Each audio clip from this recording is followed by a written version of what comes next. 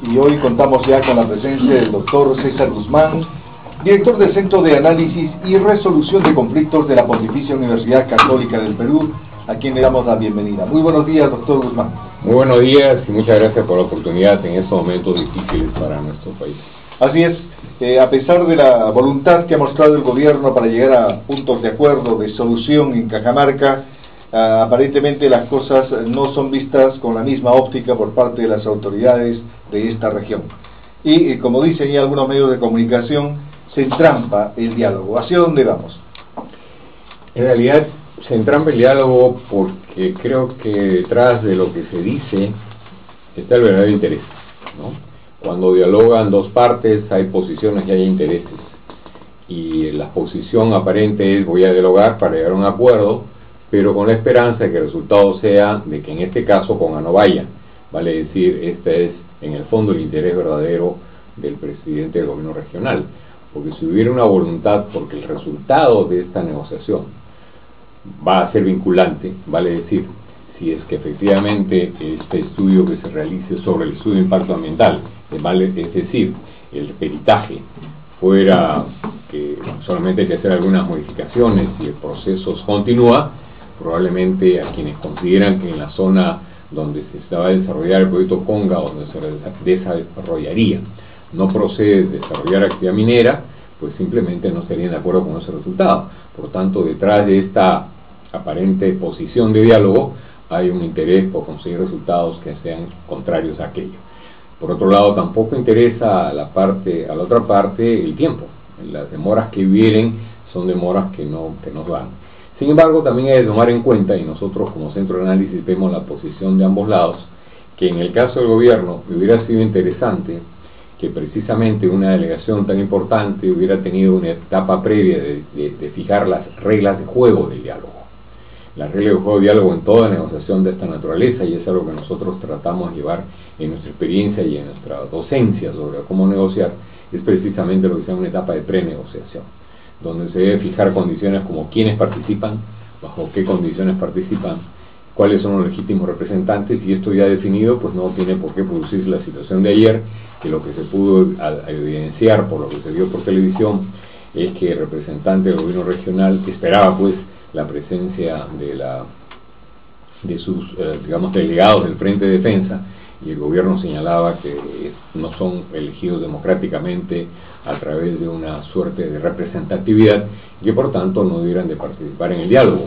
Esta situación ya se dio en la reunión anterior, donde al padre Arana no se le permitió participar. En consecuencia, creo que si no se fijan esas reglas previas, mañana puede volver a suceder una situación como esta, y esto hay que tomarlo en cuenta por ambas partes, pero también en este caso yo diría por el lado del gobierno, que inclusive, según lo que mencionaba el señor Santos, el propio representante de la Defensoría del Pueblo planteaba la necesidad de que hubiera una presencia de todas maneras de aquellos que estuvieron presentes en la sesión anterior. Es cierto que la negociación, el diálogo, tiene que ser entre gobierno y gobierno, porque este es en el fondo un solo gobierno, y aquí estamos como Vidaurre contra Vidaurre. Es una situación muy curiosa, donde debería haber un interés común por el desarrollo del país, en este caso por el desarrollo de Cajamarca. Creo que ambos grupos tratan sobre temas esenciales. Uno es cómo hacer para proteger el agua de una manera eficiente a través de esta peritaje, que ambas partes están de acuerdo aparentemente, y en segundo lugar cómo lograr el desarrollo, que es el otro grupo, que ya habían fijado simplemente fechas para hacerlo. Por tanto, creo que acá son más posiciones que intereses las que se están jugando, y particularmente en el caso del gobierno de Cajamarca, que espera pues que haya la presencia periodística, se produce un momento, y en ese momento no firma un acta que pudo haberse materializado y pudo haberse formalizado luego por la firma de otras personas más. En consecuencia, creo que ahora, ¿cómo destrabar? ¿No es cierto? Ese es el tema. La pregunta es cómo destrabar. Creo que van viéndose luces. La situación, yo no diría que es tan grave o tan dura como en la anterior oportunidad. Por un lado, el presidente del gobierno regional de Cajamarca plantea la presencia de un tercero. No necesariamente debemos leer que detrás de ello está sustituir al presidente del Consejo de Ministros, lo cual no tendría por qué ser aceptado de ninguna manera. Una parte tiene derecho de elegir a su representante, y más aún si es el presidente del Consejo de Ministros. Lo que creo que aquí está como luz al fondo es que existe un facilitador o mediador, que es aquel que intermedia entre dos partes. Nosotros hemos ejercido esa función durante 6 años en la Defensoría de Camisea, y es una tarea muy grata y muy importante, porque acerca a las partes, fija las reglas de juego, establece cuál debe ser el objetivo del diálogo y señala los alcances de aquello que se tiene que decidir. Y mirando el tema de una manera objetiva y transparente, hace aquello que nosotros llamamos agente de realidad. ¿Y cuál sería el perfil de este facilitador o mediador? A nosotros nos parece que el perfil que se ha planteado, que es el del padre Gastón Garatea, es como la persona más adecuada. ¿Por qué? Porque creo que es aceptado tanto por el gobierno peruano como por el gobierno nacional como por el gobierno regional. Y en consecuencia, porque el mediador o facilitador tiene que ser una persona aceptada por las partes, que genere confianza a las partes. Y ya el padre Gastón, como presidente de la mesa de la pobreza y el diálogo entre el conjunto de mesas que le ha llevado adelante, la experiencia que le conocemos también, porque él es un excelente funcionario y asesor de nuestra Universidad Católica, nosotros creemos que que él podría ser, por ejemplo, un facilitador o mediador, que no significa que mañana, el 27, que Dios quiera, se reúna nuevamente, no esté presente el presidente del Consejo de Ministros, porque son dos figuras distintas. Una es la figura del mediador o facilitador y otra es la figura de los representantes de la contraparte. Pero este facilitador, apoyado por terceros, que pueden tener una experiencia en fijar, por ejemplo, las reglas del juego, en fijar cuáles deben ser los alcances del peritaje y hacer de agente de realidad. La labor de un facilitador es decir las cosas como son. Y, por ejemplo, señalar, señores, estamos sentados aquí para fijar cómo se va a llevar adelante el peritaje. 1. 2. El peritaje no es que nos pongamos de acuerdo en que sea un tercero, vamos a ver cuál es la referencia de ese peritaje. La referencia es la legislación peruana. Tenemos una ley que se llama el Sistema Nacional de Evaluación de Impacto Ambiental, que será contra el cual se hará la revisión, y su reglamento, que tiene un decreto supremo 019, y en segundo lugar, los niveles, digamos, de exigencia del Banco Mundial, que a través del IFC, que también es parte del proceso, puede perfectamente señalar. Y en tercer lugar, me parece muy importante que quede claro que es vinculante. Vale decir, que el resultado del peritaje sí o sí se acepta por todos, y que no cabe romper el tablero porque el resultado no ha sido el eficiente. En nuestra experiencia en la Defensoría de Camisea, las veces que hemos buscado un tercero para que establezca, por ejemplo, niveles de valoración, etcétera, nos hemos encontrado con una situación muy real. En cuanto el resultado no es el que yo esperaba, pues rompo la mesa, ¿no? Porque yo espero que el resultado sea blanco. Entonces, por eso decía al principio de esta entrevista, que les agradezco tanto, depende de la posición con la que voy, con el interés que voy. Entonces acá tengo que deponer mi posición y decir, ok, nos sometemos a un peritaje, y lo que el peritaje tenga como resultado, que probablemente también hay que ser agente de realidad, señalando que aquí no se trata de hacer un nuevo estudio de impacto ambiental. Cuidado con que la población crea que este es un nuevo estudio. No es un nuevo estudio. Un peritaje no es sino una revisión de las condiciones en que se hizo el estudio para ver si cumplió con los límites y estándares internacionales, así como las normas legales peruanas, para no dudar más de este estudio. Y si el resultado es favorable o de repente se tenga que hacer algunas modificaciones o cambios, la empresa también de alguna manera debería sentirse vinculada y obligada a hacer esos cambios o modificaciones que el resultado del peritaje señale. Pero los peritos se constituirán en el terreno de todas maneras. Necesariamente, o sea, un peritaje supone una revisión de campo y una revisión de documentación. En ambos casos hay que estar, y eso supone un tiempo que no debería ser menos de medio año, porque un peritaje no es tan sencillo. Recuerden ustedes una experiencia, y esta se la quiero compartir porque la viví cuando estuve a cargo de la Defensoría de Camisea. Cuando se produjo la quinta explosión en Quepachato, que fue una explosión como si fuera una bomba, ¿verdad?, que trajo tantos problemas, se decidió hacer algo muy importante, y era hacer un peritaje de toda la tubería. Y se contrató por parte del gobierno, ustedes recordarán, lo que se llamó el chanchito inteligente, que era una experiencia de un peritaje de terceros. Y el resultado de ese peritaje fue el que permitió tener tranquilidad por parte de las poblaciones a lo largo de 700 kilómetros con relación a que no se produjeran nuevas explosiones. En consecuencia, creo que una experiencia como esta podría muy bien tomarse en cuenta para que se plantee aquí un peritaje que sea aceptado por las partes y que además supone una excelente voluntad de parte del gobierno, ¿no?, y de parte del gobierno local y del gobierno nacional. Es curioso porque acá hay dos gobiernos que están dialogando sentados en una mesa. Más bien enfrentados. Más bien enfrentados, donde lo que debería también primar es la ley, el Estado de Derecho.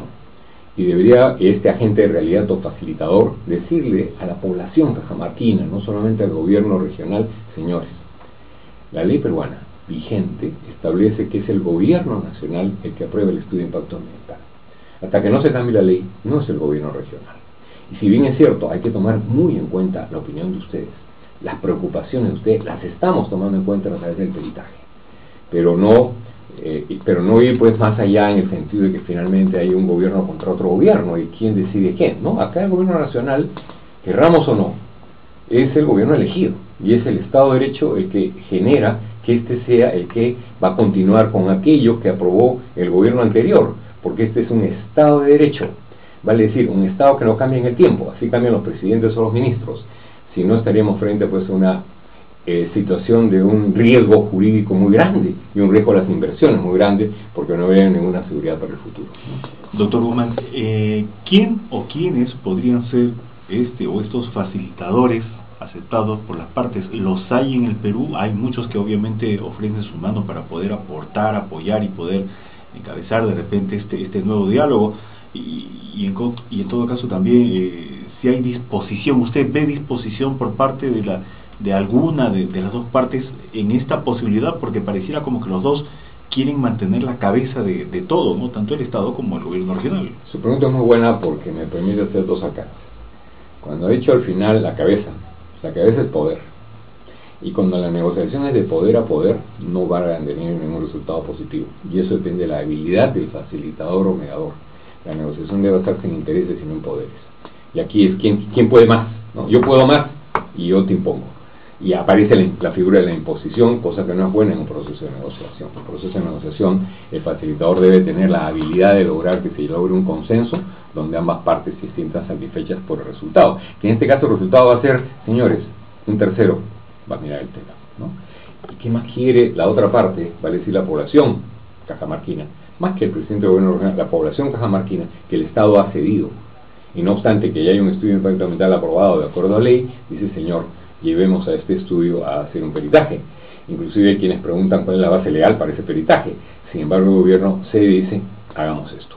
Entonces, frente a una situación como esta, en el fondo lo que se está atendiendo son los intereses de la población cajamarquina, preocupada porque el agua, que es el tema central, no tenga deficiencias tales y situaciones tales que mañana sean irremediables para la zona donde se va a desarrollar el proyecto. Y en segundo lugar, ¿quiénes pueden ser mediadores o facilitadores? Yo creo que definitivamente terceros independientes. Tienen que ser aquellos que no tienen un interés especial, ni dependen del gobierno nacional ni dependen del gobierno regional, ¿no? En este caso, en la figura del facilitador o mediador es tan importante como, por ejemplo, en la negociación entre el Perú y Ecuador. ¿Quién fue el mediador? Argentina, ¿no? Y los garantes fueron los mediadores, es decir, terceros independientes. ¿Quién puede ser, por este caso? No decide el tercero independiente, además, es simplemente un facilitador de la palabra. Es como ustedes, como buenos comunicadores, lo que hacen es facilitar la palabra, ¿no? Y permiten que los entrevistados podamos decir con mucha amplitud, como ustedes lo permiten, todo lo que nosotros podamos pensar. Nosotros, y esto no es ningún ofrecimiento, porque no tendría derecho a hacerlo, hemos sido facilitadores del diálogo en 6 años conduciendo la Defensoría de Camisea, por encargo, donde nos ha costado, más que por encargo, ganar la confianza de las partes, en este caso de las comunidades campesinas, nativas y de pescadores y de las empresas, para lograr en los 900 casos que mediamos resultados favorables para todos, donde todos se sientan ganadores. Pero hay que esperar de todas maneras la convocatoria por parte de las partes, valga la redundancia, o puede ser justamente a través de una entidad que lo pueda ofrecer, por ejemplo, el Centro de Análisis y Resolución de la Católica. Por ejemplo, nosotros no tendríamos ningún inconveniente en ser colaboradores objetivos, transparentes, independientes de la labor estrictamente facilitadora, que no es otra labor que mediar para que las partes se acerquen, dialoguen y logren un resultado positivo para todos. Nosotros creemos que esta tarea la podemos desarrollar nosotros, la puede desarrollar muy bien el padre Gastón Garatea, tal vez con la colaboración nuestra que lo ofrecemos, sinceramente lo ofrecemos, porque el padre Gastón es aceptado por las partes, y eso es muy importante. Yo lo que vengo escuchando por radio, por televisión antes de venir aquí, era que el mismo padre, a pesar de que ayer se dijo no porque el padre está enfermo, él ha respondido diciendo estoy dispuesto. Y creo que esa disposición propia de un sacerdote que se brinda a los demás sin esperar nada a cambio, debemos recogerla.